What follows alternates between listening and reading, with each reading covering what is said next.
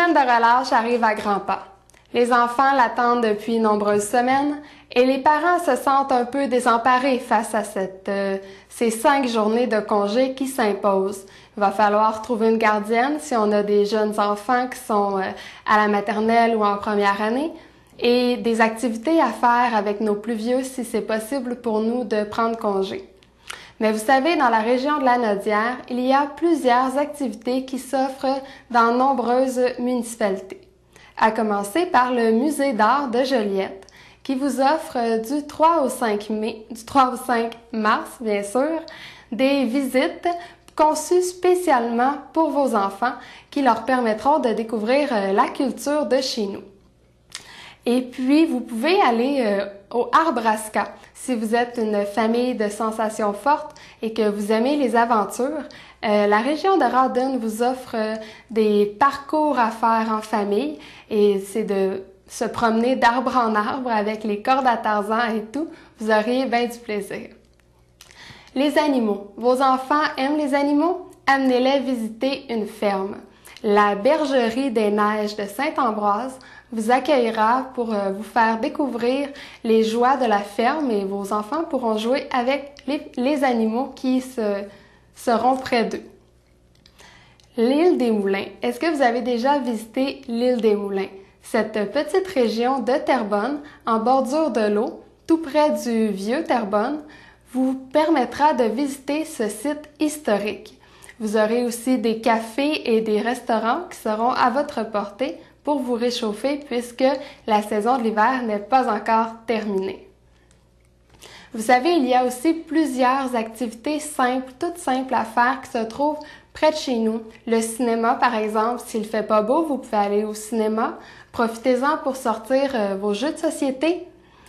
Et l'aréna, elle est souvent ouverte dans les municipalités de chez nous, que ce soit ici à Berthierville ou à Joliette. Vous pouvez aller faire du patin en famille. Les glissades, ces activités pour les enfants, c'est toujours de mise à la semaine de relâche. On va glisser que ce soit à Saint-Jean-de-Mata ou à Joliette. Et de l'équitation. Faire de l'équitation, il y a des écuries tout près de chez nous dans Lanaudière. Alors, offrez-vous une journée d'équitation en famille. En terminant, vous savez, la semaine de relâche, ça brise la routine de tout le monde, celle des enfants, mais aussi celle des parents. Alors, profitez-en pour appliquer ce principe à la maison. Pourquoi ne pas faire 2 repas par jour? Les mamans seront contentes, elles vont éviter un repas et la vaisselle et tout à faire. Et puis, vous pouvez offrir à votre famille une collation, que ce soit le matin ou le soir. Pourquoi ne pas faire une journée à l'envers? Les tout-petits en seront très heureux. Ils s'habillent à l'envers, on mange à l'envers, on commence par le dîner, puis on finit la journée par le déjeuner et on répond à l'envers. Cela va les amuser, j'en suis certaine. Aussi, vous pourriez, chère maman, habiller vos enfants avant d'aller se coucher et on va jouer dehors. Profitez de cette soirée pour faire une bataille de boules de neige. Pour l'avoir fait déjà quand j'étais enfant, cette journée a été pour moi mémorable.